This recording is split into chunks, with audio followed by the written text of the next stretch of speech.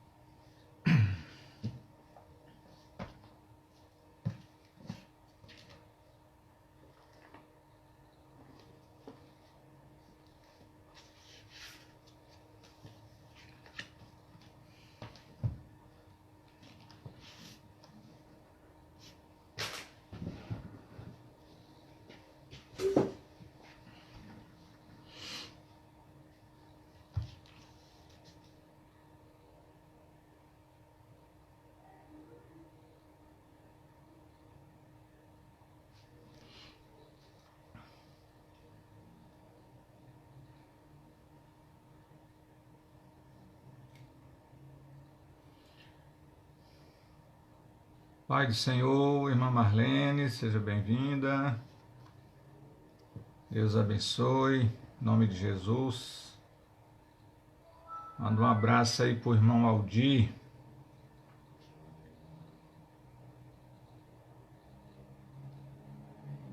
Vai abrindo já a Bíblia aí, meus irmãos, na carta de Paulo aos Gálatas, capítulo 2 e o versículo de número 20. Nós vamos estar meditando nessa passagem. Gálatas 2, versículo 20.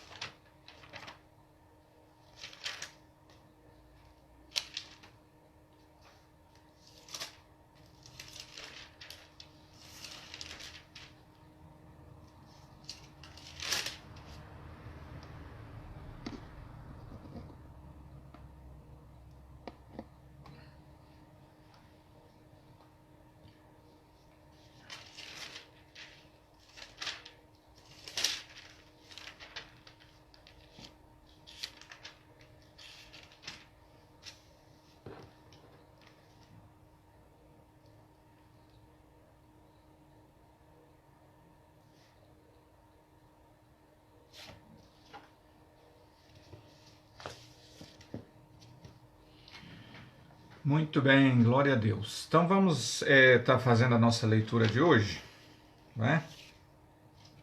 Na carta do apóstolo Paulo aos Gálatas, capítulo 2 e o versículo de número 20,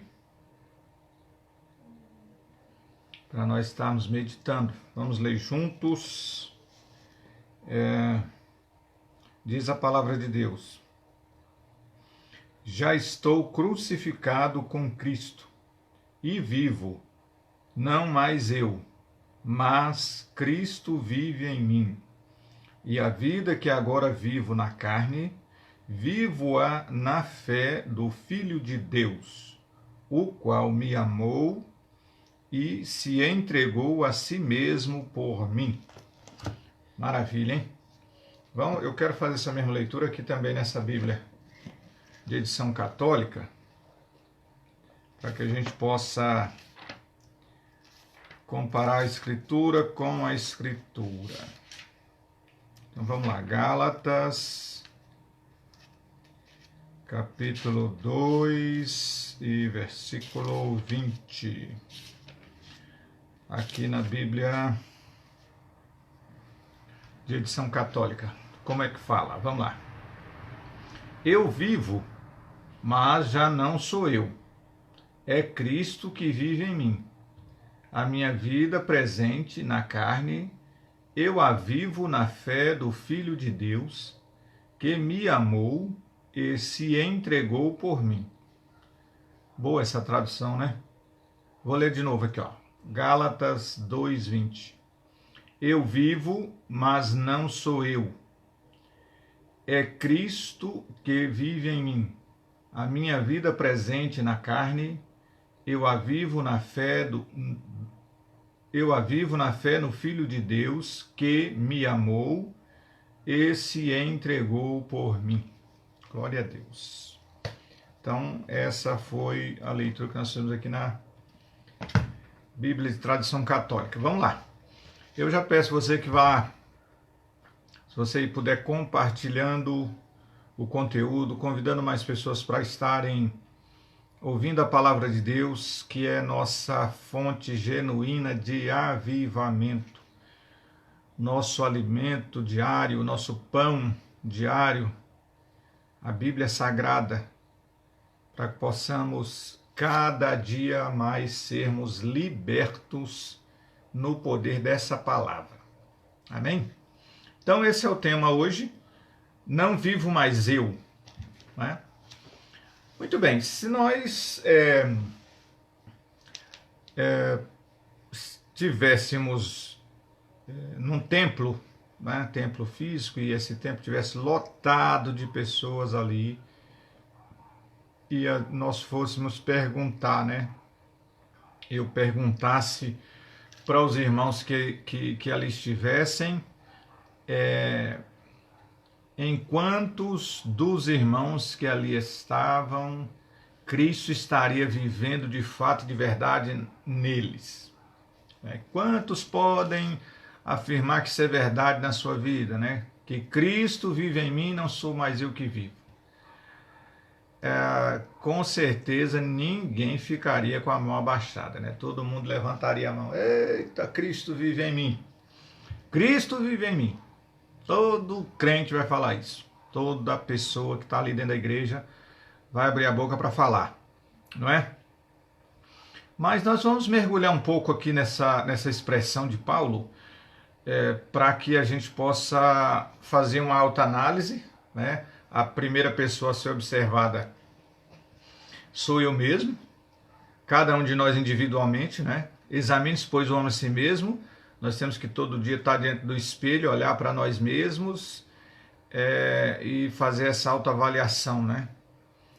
E ver se isso até que ponto isso é verdade, até que ponto a gente vive isso, tá certo?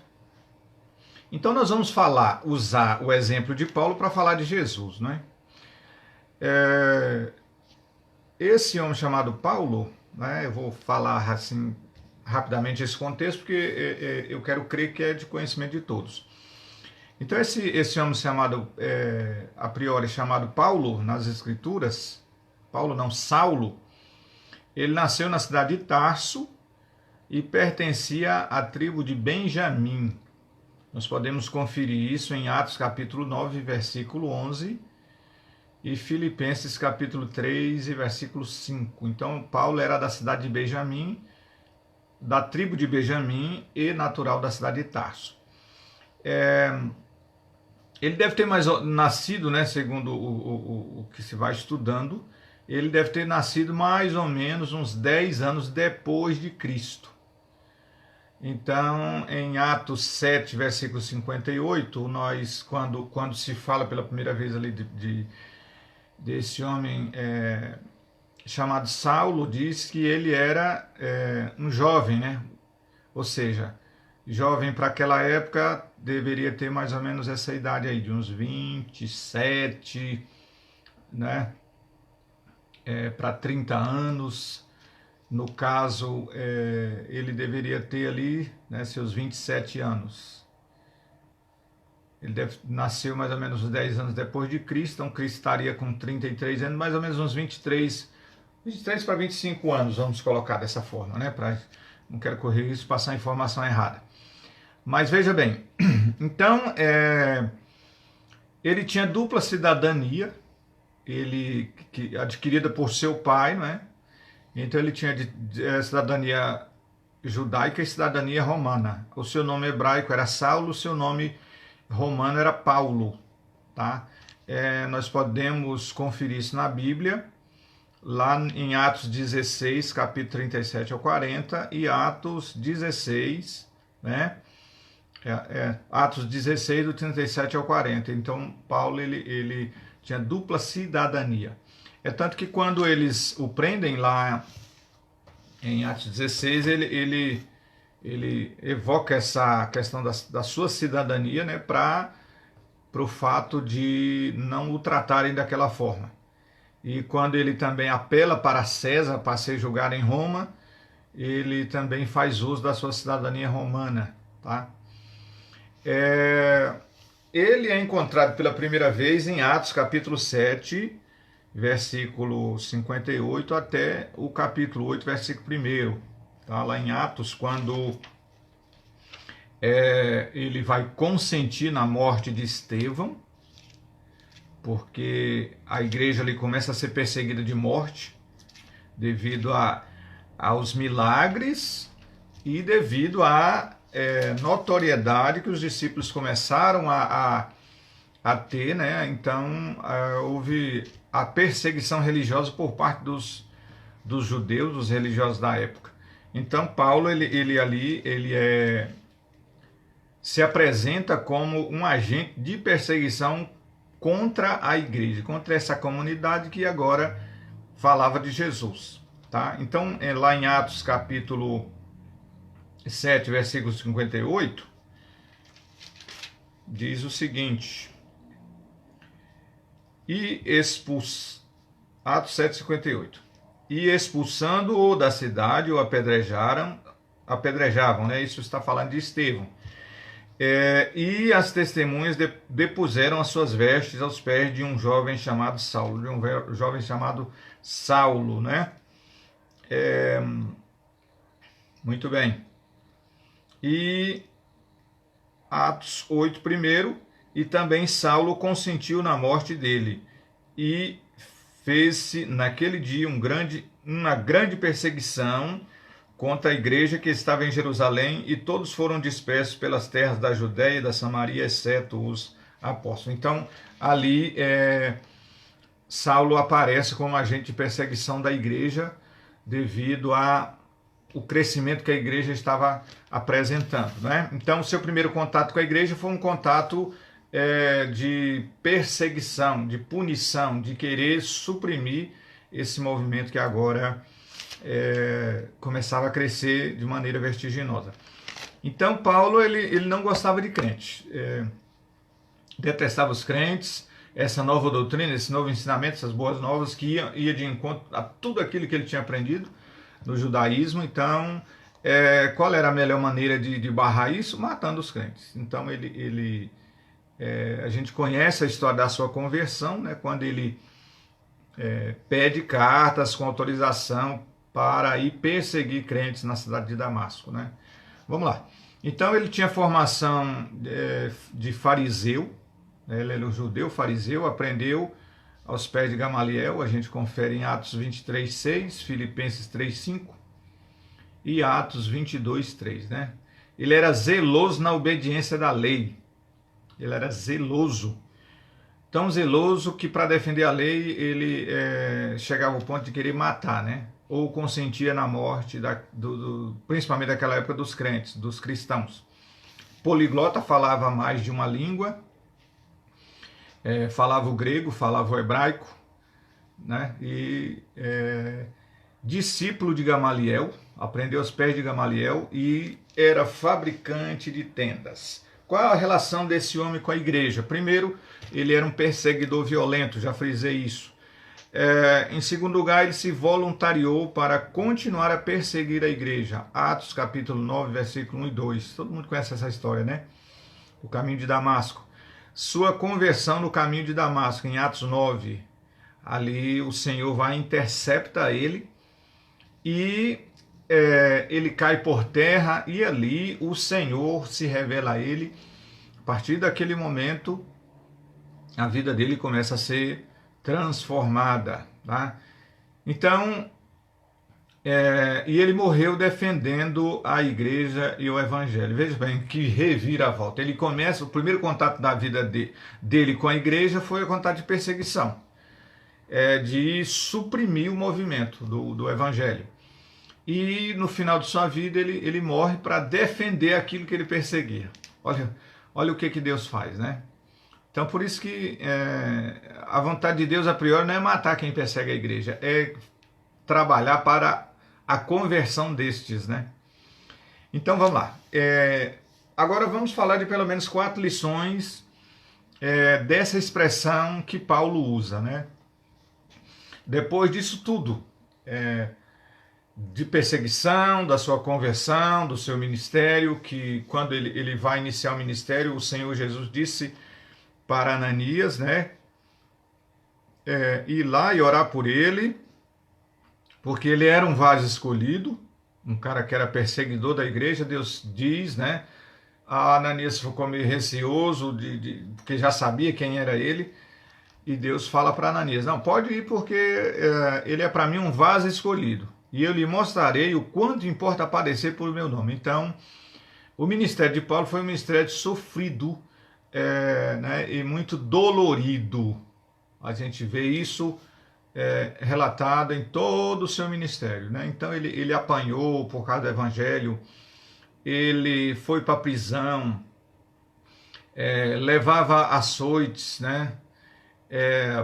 Traído por alguns irmãos da igreja, perseguidos pelo judaísmo, mal interpretado em algumas igrejas. Ele foi tido como falso apóstolo. Em muitas fases do seu ministério ele foi desacreditado devido ao seu histórico de perseguição contra a igreja. E aí o seu ministério foi realmente um ministério de muito sofrimento, né? Passou perigos de naufrágio, como ele falou, perigo de naufrágio, de fome, nudez, né? Lá em Filipenses, ali capítulo 4, ele vai falar muito disso, quando ele diz que pode todas as coisas naquele que o fortalece. Então, antes dele dizer isso, ele vem enumerando ali no contexto algumas das dificuldades que ele passa, e ele conclui dizendo, posso todas as coisas naquele que me fortalece. Inclusive, quando ele escreve para a igreja de Filipos, ele estava preso, tá? Então, agora ele escrevendo para a igreja dos Gálatas, ele vai dizer, olha, não vivo mais eu, mas Cristo vive em mim. E a vida que agora vivo na carne, vivo pela fé no Filho de Deus. Olha como que é esse contexto, né, para a gente olhar. Então vamos aprender aqui pelo menos 4 lições com essa expressão e aplicar para a nossa vida. Primeira lição que nós temos que extrair, né, fazer a exegese, extrair do texto, é o seguinte. A primeira lição que eu quero compartilhar com vocês é que devemos aceitar o senhorio de Cristo sobre o nosso viver. Em 2 situações. Primeiro, mudando o nosso caráter. Caráter fala de conduta moral. Caráter é a sua formação, né, como pessoa. Isso começa no seu lar. A escola interfere na formação do caráter, e se a família é cristã e praticante, claro que a igreja também vai ter a sua contribuição, tá certo? O caráter, ele é moldado por ensinamentos, exemplos, principalmente dentro do lar, né, que é o primeiro contato com a questão de autoridade de ensino que toda criança tem. Então ali vai se formando e se moldando o caráter. A partir de um determinado momento da nossa vida, quando vamos discernir entre o bem e o mal, temos a capacidade de escolha, caráter passa a ser uma questão de escolha, mesmo que você tenha aprendido tanta coisa que seja boa, não é? De repente chega um dado momento na sua vida que a pessoa pode escolher se ela quer ser uma pessoa de bom caráter ou mau caráter, de boa índole ou de má índole, se a pessoa quer viver uma vida de mentira ou de verdade, de integridade ou de... Né? Isso faz parte das escolhas que a pessoa faz, tá? Então, o caráter, ele é mudado e moldado pelo senhorio de Cristo na nossa vida, tá? Isso vem através do novo nascimento, pelo aprendizado da palavra de Deus, pelo trabalhar do Espírito Santo no interior da pessoa, porque caráter, né, começa a ser mudado na faculdade do entendimento. Caráter não começa a ser mudado na emoção, mas no entendimento.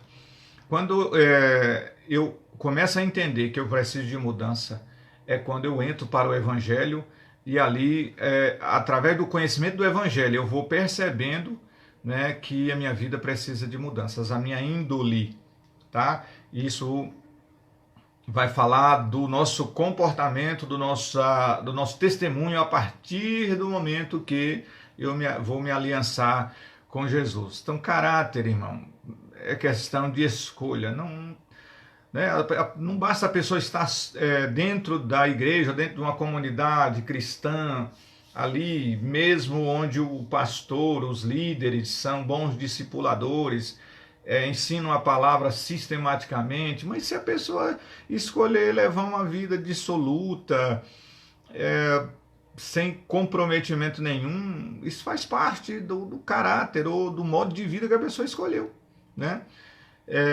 Tanto que evangelho não é religião, gente. Evangelho é modo de vida, né? Assim que se alguém está em Cristo, nova criatura é. As coisas velhas já se passaram, eis que tudo se fez novo. Então é um processo de mudança, tá certo? E o Evangelho traz à tona, a priori, irmão, o que há de pior na gente. Quando você começa a se examinar, de acordo com a Escritura, o que é de ruim em você aflora. Não precisa de ninguém falar, você mesmo percebe. Para quê? Para que a gente perceba que o Espírito Santo precisa nos moldar. É o novo nascimento, regeneração, vem de dentro para fora. Se ninguém mudar aqui, não muda o seu exterior. Ou você vai fazer aquela maquiagem, dizer que mudou, mas aqui, ó, e lá dentro você realmente não quer mudar. Tá certo? Então, temos que aceitar o senhorio de Cristo para ele mudar o nosso caráter, tá? E em segundo lugar, dentro dessa questão do senhorio de Cristo, nós precisamos aceitar o senhorio dele para que ele controle o nosso temperamento ou a nossa personalidade. Vamos lá. Caráter, você vai sendo moldado pelo ensinamento que você absorve. Exemplo, né? O ensinamento você adquire observando, pesquisando, estudando, escutando, né? Vivendo experiências. Agora, o temperamento, personalidade, você já nasce com isso, tá? É genético. Você não escolhe, eu não escolho, não escolhi, não escolhemos o temperamento com o qual nós viemos ao mundo, tá certo? Tem gente que é sanguíneo, papum, falou. Tem gente que já é mais pacato, né? Tem gente que já é retraído, outro é mais expansivo, outro fácil ele entra numa briga, porque mesmo depois de convertido, ainda continua ali aquele sangue quente, tá certo? É a personalidade. Faz parte de você como indivíduo, em particular. Essa questão do temperamento, da personalidade, né? Então, Deus, ele não muda isso. E agora? Eu não gosto do caráter que eu vim, ou da personalidade que eu vim ao mundo. Eu gostaria de ser mais expansivo, vamos, né, colocando hipoteticamente. Outros já é sanguíneo demais, gostaria de ser um pouco mais calmo, mas não dá conta. Se eu não responder na hora, eu adoeço. Se eu não falar nada, se eu vou adoecer. Isso Deus não vai mudar porque faz parte do seu conteúdo como um indivíduo em particular. Agora, o que Deus pode fazer? E nós precisamos que Ele faça. Ele precisa controlar o nosso temperamento e a nossa personalidade. Como é que Ele vai fazer isso? Ele vai fazer através do fruto do Espírito, né? Se nós lermos Gálatas 5, do versículo 16 ao 26, lá vai falar do fruto do Espírito. Esse fruto do Espírito ele tem 9 componentes. Tá? Então vamos lá. Gálatas 5, tá certo? Vamos ler aqui a partir do versículo 16, né? Versículo 16. Digo, porém, andai em espírito e não cumprireis a concupiscência da carne. Porque a carne cobiça contra o espírito contra a carne, e estes opõem-se um ao outro para que não façais o que quereis. Então, quando a Bíblia que está falando de carne, está falando do nosso temperamento, da nossa natureza, com a qual nós viemos ao mundo. Deus não muda isso aí. Deus não muda. Deus precisa controlar. Tá? Então, agora vou ler Gálatas 5:22, que diz: mas o fruto do Espírito o fruto está no singular. Então o fruto tem 9 componentes. Então vamos lá: amor, gozo, paz, longanimidade, benignidade, bondade, fé, mansidão, temperança, né? Então, amor, gozo, paz, longanimidade, benignidade, bondade, fé, mansidão, temperança, tá? Então, são 1, 2, 3, 4, 5, 6, 7, 8, 9, né? 10 componentes que eu enumerei aqui. Então, por exemplo, amor. Amor não é dom, amor é fruto. É um aprendizado diário. Amar é questão de escolha. Mesmo que você não dê conta, mas se você quiser amar os seus inimigos, orar por aqueles que vos perseguem, é uma questão de escolha e você precisa da ajuda do Espírito Santo. Né? Então, se você leu na sua Bíblia, em vez de longanimidade, pode falar de domínio próprio. Mansidão, né? Autocontrole, longanimidade. Eu faço muita brincadeira, vou falar de longanimidade do elástico. Você pega um elástico e vai esticando e falando longanimidade. Aquela qualidade que a pessoa tem de não perder a paciência muito fácil. A pessoa longânima, meu Deus. O mundo está caindo, está desabando tudo ao redor, mas a pessoa está lá, né? Então, assim, o temperamento ele é controlado pelo Espírito Santo a partir do momento que ele começa a produzir o fruto do Espírito no nosso interior. É um aprendizado diário. Não é dom. Dom é aquilo que vem pronto. Dom, né, vai falar em 1 Coríntios 12. Vai falar dos dons, que até quem não é crente por Deus, ele pode ser usado para um fim que for útil e acabou. Agora, o fruto não, o fruto é que vai evidenciar o nosso grau de maturidade cristã e o grau de controle que o Espírito Santo já está exercendo na nossa natureza terrena, tá certo? Então tem gente que passa muito tempo dentro da igreja, mas é intratável ainda. Se o pastor for chamar a atenção, tem que contar uma parábola bem, né, para cercar o indivíduo, para poder... Porque senão a bomba explode. Ou seja, é o temperamento da pessoa. Precisa da ajuda do Espírito Santo. Então eu preciso do senhorio de Cristo para mudar o meu caráter e para me controlar. Controlar minha natureza, meu temperamento. Tá certo? Em segundo lugar, segunda lição que nós precisamos aprender é o seguinte: devemos servir a Deus na nossa totalidade. Devemos servir a Deus na nossa totalidade. Observe que Paulo diz assim: não vivo mais eu, mas Cristo vive em mim. E a vida que agora eu vivo na carne, vivo-a na fé do Filho de Deus. Ou seja, o que Paulo estava querendo afirmar com isso?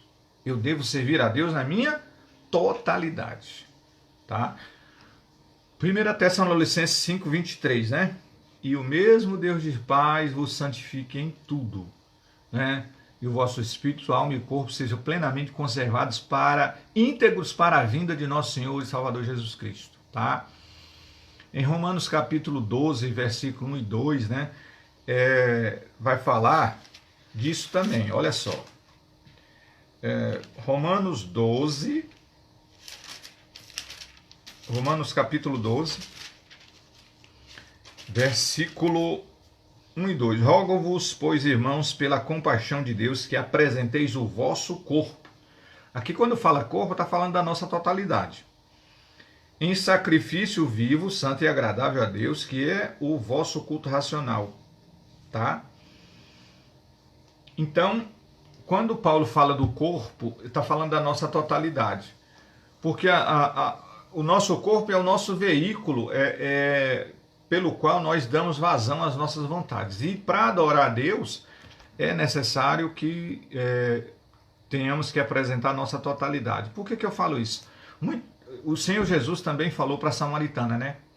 Que vem a hora e já chegou em que os verdadeiros adoradores adorarão ao Pai em espírito e em verdade. E são esses que o Pai procura para seus adoradores, em espírito e em verdade. Observa o seguinte: sabia que muita gente vai para a igreja e lá dentro da igreja a mente dele fica fazendo turismo? Está lá dentro da igreja. De fato, lá o corpo está lá. Mas às vezes a alma e o espírito, que são inseparáveis, estão vagando, está ali olhando, às vezes para o altar, com né, um ar até de, parece que meditação, mas de repente a mente dele Pai do Senhor, pastor José Carlos, seja bem-vindo. A mente está viajando. Ou seja, ele está ali de fato, mas não está de verdade. E adorar a Deus, ou servir a Deus na sua totalidade, irmão. Deus não exige nada menos de nós do que a nossa totalidade.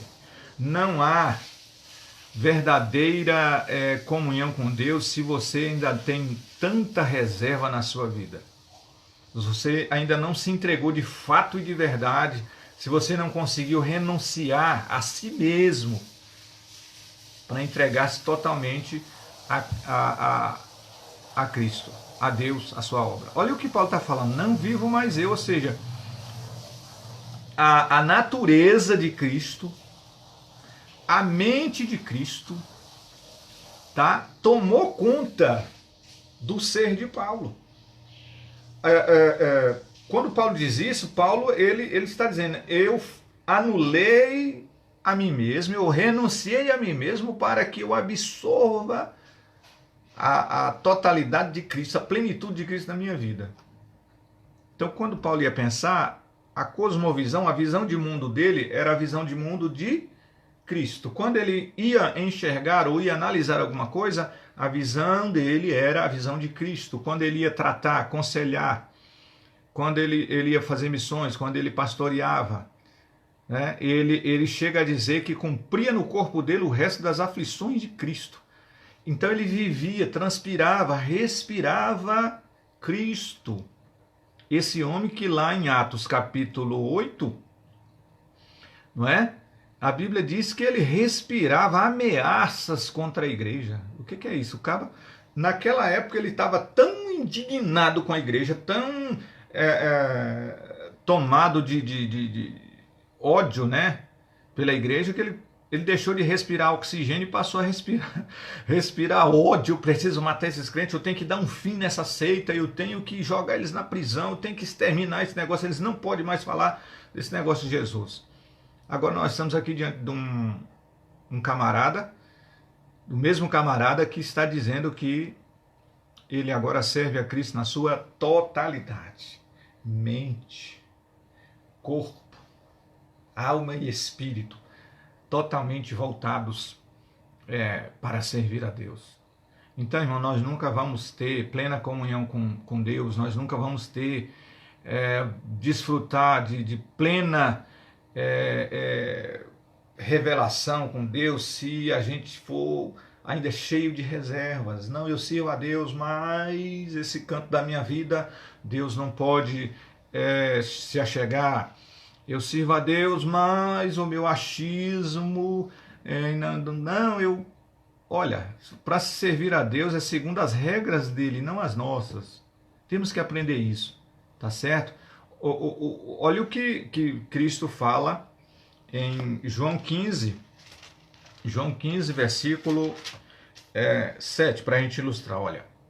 Se vós estiverdes em mim e as minhas palavras estiverem em vós, pedireis tudo o que quiserdes e vos será feito. Se vós estiverem em mim, eu preciso de comunhão com Cristo, mas eu preciso que Ele também esteja comigo. Porque que aí, a partir daí, tudo que eu peço é feito. Por quê? Porque tudo vai estar na visão de Cristo. Então, devemos servir a Deus na nossa totalidade, irmão. Bota isso na sua cabeça. Se você é obreiro, se você quer ser obreiro, você vai ter que ter a capacidade de renunciar a muita coisa, como Paulo renunciou. A partir do momento que ele entendeu, ele renunciou à sua própria vida para servir ao Evangelho. Tá? Então, você não pode ter reserva no seu coração, você não pode ter reserva na sua mente, você não pode ter espaços na sua vida em que Cristo não pode ter acesso. Não pode. Servir a Deus na sua totalidade. Deus não quer nada menos do que a nossa totalidade. Tá? Vamos lá. Terceiro lugar. Mais uma lição. Devemos expressar no nosso corpo o caráter de Cristo. Devemos expressar no nosso corpo o caráter de Cristo. Ora, eu aceitando o senhorio de Cristo na minha vida, mudando o meu caráter, controlando o meu temperamento, a minha natureza, eu servindo a Deus na minha totalidade. Eu agora, no meu corpo, eu devo expressar, não é, o caráter de Cristo. Primeiro, na prática diária da minha conduta cristã. Na minha prática diária de conduta cristã, eu devo expressar, elucidar o caráter de Cristo. Por quê? Mateus 5, do 13 ao 16, diz que nós somos a luz do mundo, o sal da terra. Né? A luz do mundo, os homens irão ver quando eles notarem as nossas boas obras e eles venham glorificar o nosso Pai que está no céu de acordo com as nossas boas obras. Então a glória nunca é para nós. Então eu vou elucidar o caráter de Cristo na minha conduta. Irmãos, tem gente que não quer ir para a igreja, né? É difícil. Mas as pessoas precisam ver crentes fora da igreja. As pessoas estão precisando de ver igreja fora da igreja. Nessa época de pandemia, que as igrejas estão temporariamente fechadas, né? Estamos aí fazendo 2 cultos por semana com muita restrição. Então a igreja, Deus está usando o vírus para tirar a igreja de dentro das 4 paredes. Por quê? Porque o mundo precisa ver a igreja. E você é a igreja e o mundo, quando eu falo mundo, as pessoas que estão envolvidas nesse mundo de trevas tenebroso, eles precisam ver a igreja, eles precisam ver Cristo. Nós somos os agentes propagadores da obra de Cristo. E onde é que as pessoas vão ver Cristo? Na sua vida. O seu corpo como um todo precisa elucidar o caráter de Cristo. A luz do Evangelho, ela é refletida por você. Tá? Então, a nossa prática de vida cristã, a prática de vida diária, fala do nosso testemunho. Atos capítulo 1, versículo 8, Jesus fala para os discípulos: permaneceis, pois, na cidade de Jerusalém, até que do alto sejais revestidos de poder, e sereis minhas testemunhas, tanto em Jerusalém, como na Judeia, Samaria e até os confins da terra. Aqui nós estamos hoje nos confins da terra e você precisa ser e agir segundo o caráter de Cristo. A nossa conduta cristã, irmão, ela não é segundo o nosso padrão, é segundo o padrão de Cristo. Você se considera um crente que pratica o amor? Outra coisa que se a gente perguntar para todo crente, ele vai falar isso. Ah, irmão, eu pratico o amor. Eu tenho dom, tem uns que falam até que tem o dom, né? Mas amor não é dom. Mas tudo o que nós formos fazer para elucidar a nossa vida cristã, o padrão é o de Cristo e nunca o nosso. Aí quando Paulo fala que Cristo vive nele e não mais ele, ou seja, os padrões dele já ficaram no passado. Ele mesmo fala que tudo que ele aprendeu, tudo que ele tinha como aprendizado, ele reputou como esterco, ou seja, para adubar, para usar como insumo para fazer crescer ainda mais aquilo que ele estava aprendendo agora na graça. Então, irmão, esqueça seus padrões.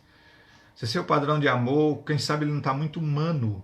Seu padrão de conduta cristã, será que ele não está muito humano, muito religiosão? E você precisa aprender, o padrão de conduta cristã de Cristo é muito mais elevado. Quando ele fala para os discípulos: olha, se vocês fizerem a mesma coisa que os publicanos e pecadores fazem, o que vocês estão fazendo demais? A justiça da igreja tem que exceder a dos publicanos e fariseus. Então, temos que expressar no nosso corpo, tá, o caráter de Cristo. Isso na nossa conduta moral, no nosso tratar com os demais, no nosso cuidado com o nosso próprio corpo, o nosso linguajar, nosso comportamento, tá? Tudo tem que elucidar a Cristo. As pessoas precisam ver Cristo em nós. Muito bem, vamos caminhando para o encerramento. Vamos lá. Quarto lugar, devemos ser preenchidos pela graça de Deus. Devemos ser preenchidos pela graça de Deus. Você sabe o que é a graça? Favor não merecido, tá? 2 Coríntios capítulo 12, versículo 9 e 10. Paulo fala do quê? Do espinho. No final lá, o que Cristo fala para ele? A minha graça te basta, tá? Efésios capítulo 2, versículo 8 e 9. Efésios 2, capítulo 8 e 9. Porque pela graça sois salvos por meio da fé, isso não vem de vós, é dom de Deus, não vem das obras para que ninguém se glorie. Preenchidos pela graça. Você sabe o que é a graça? Favor não merecido, já disse isso aqui, né? Você sabe quem é a personificação da graça? O nosso Senhor Jesus. Ele é a personificação da graça. Ele é a graça em ação. Todos os atos do Senhor em favor da humanidade sempre são por amor e graça, nunca por merecimento ou mérito de ninguém. Então, quando eu sou preenchido por essa graça, eu começo a entender que nada do que vem de Deus para o meu favor, nada daquilo que chega até mim como forma de bênção, em todos os sentidos e níveis, é sempre pelo amor e misericórdia de Deus. E eu devo passar isso para as pessoas. A graça é aquela que nos faz suportar muitas coisas por amor a Cristo. Paulo suportou o espinho na carne, tá? No contexto lá nós vamos ver que Paulo ele lutava contra o defeito que todo ser humano tem, que é o tal do orgulho, do ensoberbecimento pelas revelações. Paulo fala, né? Para eu não me ensoberbecer com a profundidade das revelações, porque eu tenho tanta revelação de Deus, eu tenho intimidade com Deus, mas eu Então, para mim não me ensoberbecer, Deus permite o espinho, para sempre lembrar, olha, opa, né? O vaso é de barro, ou seja, o que agrega valor no vaso que é de barro, que não tem valor nenhum, é aquilo que Deus dá, irmão. Então, se nós somos algo hoje, se nós temos alguma coisa de valor, é por graça, é porque Cristo nos agregou valores. Quando a gente vem para Cristo, com toda essa bagagem ruim que a gente tem, e tem esses processos que eu venho elucidando para vocês, e aí de repente, deixa eu só colocar o carregador aqui, irmãos, para não correr o risco de cair. Opa! Pronto. Então, quando nós entendemos isso, nós vamos ver o quê? Que qualquer tipo de valor que você tem em termos de caráter, ou de reconhecimento, ou da forma como Deus te usa, dos dons que Deus te dá, são valores que Ele agrega em nós, réis mortais vasos de barro, pela graça de Deus. Então, eu tenho que ser preenchido pela graça para suportar tanta coisa. Só a graça de Deus, né, irmãos? Só pela graça, tá? E essa graça, ela deve ser compartilhada no sentido de nós divulgarmos e termos consciência de que hoje, se eu sou um pastor, pastoreio um rebanho, pode não ser grande, mas é pela graça de Deus. Mesmo com todos os meus defeitos, com os defeitos que cada um de nós individualmente tem, mas aí a graça nos agrega valores para os nossos defeitos serem suprimidos, tá certo? Para a gente saber que temos o tesouro no vaso de barro, tá? E pela graça de Deus, né? Quando Deus alcança esse homem chamado Paulo, que detestava crente, aí ele entendeu e a visão dele muda. Em último lugar agora, irmãos, para a gente estar encerrando, devo ser um servo que serve ao Pai no padrão de Cristo. Eu já até fiz uma pincelada a respeito disso aí. Cristo vive em mim, então eu sirvo a Deus no padrão de Cristo. Qual é o padrão de Cristo? Tá? Ele estava na terra para realizar a obra a qual o Senhor o designou. Padrão de Cristo, com fidelidade, com integridade, com consciência, tá? Sem recuar e sempre dando glórias ao Pai. Cristo, enquanto na terra, irmão, você pode observar que ele nunca evocou para si, mesmo no Evangelho de João, quando ele assume ali, né, o evangelho mais espiritual dos 4, em que a linguagem é bem elevada, quando ele assume a sua identidade como sendo filho de Deus, ele mesmo assim não evoca para si nenhum tipo de glória. Ele sempre vai dizer, eu e o Pai somos um. Quem me vê a mim, vê o Pai que me enviou, ou seja, eu não sou melhor do que o Pai, não sou maior do que o Pai, eu sou um com Ele. Então, o padrão de Cristo é que deve reger a nossa vida como servo que serve, não que fica parasitando, mas que ajuda no funcionamento do organismo, que contribui para que a engrenagem gire, tudo no padrão de Cristo. Cristo nunca murmurou, nunca reclamou de fazer a obra. E o que a gente mais vê, infelizmente, dentro desse contexto nosso, como organismo vivo, como igreja, são pessoas reclamando, murmurando, né?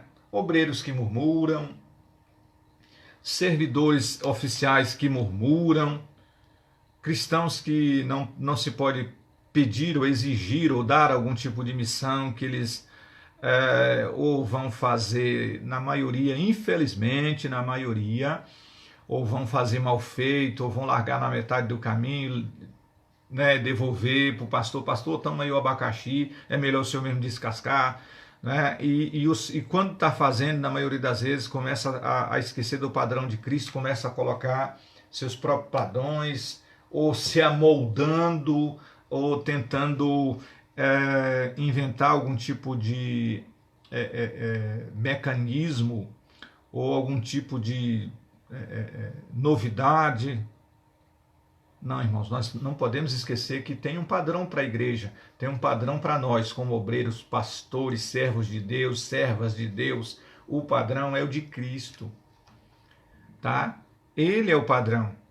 Ele é o padrão, ele é o fundamento, ele é que sustenta o edifício, tá certo? Então não podemos esquecer disso. Para encerrar, eu quero ler aqui Marcos capítulo 10, vamos ler alguma referência, né? Servir a Deus ou ao Pai, a sua obra, no padrão de Cristo. Nós já vamos aí, já quase com 1 hora de transmissão, precisamos estar encerrando. Marcos 10, 45. Porque o Filho do Homem também não veio para ser servido, mas para servir e dar a sua vida em resgate de muitos. Jesus não veio para ser servido, ele veio para servir. Durante seu ministério terreno, ele deu esse exemplo. Você sabe quem é o maior exemplo de diácono que se pode existir na Bíblia? Foi Cristo. Ele é o diácono por excelência. Eu sou um pastor hoje, mas eu sempre ensino, nunca vou deixar de ser diácono, porque esse ministério é eterno. Você pode chegar até, né, se daqui para frente vier a existir a unção do semideus, você tem que continuar sendo diácono. Servir, servir, servir, servir. Né? E não ser servido no sentido de ser aquela pessoa que não pode estender a mão para fazer mais nada, tá certo? Que já sobe num pedestal e não, eu sou um presbítero, eu sou um diácono, eu sou aqui um apóstolo, um bispo, e usar disso para se tornar soberbo, arrogante, ao ponto de você não esquecer que você tem que servir. Lucas 22, vamos lá, vamos estar encerrando. Peço que você venha compartilhar o conteúdo, convidar pessoas para estar assistindo, envia para as pessoas que você ama. Lucas 22, versículo 24, diz: E houve também entre eles contenda sobre qual deles parecia ser o maior. Olha com que os discípulos estavam se preocupando, para saber quem era o maior. E ele lhes disse: os reis dos gentios dominam sobre eles, e os que têm autoridade sobre eles são chamados benfeitores. Mas não sereis vós assim. Antes o maior entre vós seja como o menor, e quem governa como quem serve. Pois qual é maior, quem está à mesa ou quem serve? Porventura não é quem está à mesa? Eu, porém, entre vós sou como aquele que serve. Meu Deus, como Jesus é tremendo, né, irmãos? Que lição de Jesus. Então, servir a Deus no padrão de Cristo é reconhecer sempre que você está, que eu estou para servir. Não se ensoberbecer, não querer ser além daquilo que é, não é? Então é isso aí, eu quero já estar agradecendo todos os irmãos que estiveram aí conosco, que a paz e a graça e a misericórdia sejam constantes na sua vida, que bondade e misericórdia venham te seguir todos os dias da sua vida. Estamos nos aproximando aí do Dia das Mães, eu já quero aqui antecipar o meu parabéns para todas as mães, que todo dia é dia da mãe, não é? Então, a criança em casa, o nome doce, só chama pela mãe, mãe, mãe, mãe, e quando chama pelo pai é para perguntar onde é que está a mãe. Então, Deus abençoe vocês rica e abundantemente. Amém? Que você tenha aí um sábado abençoado, um domingo abençoado por Deus.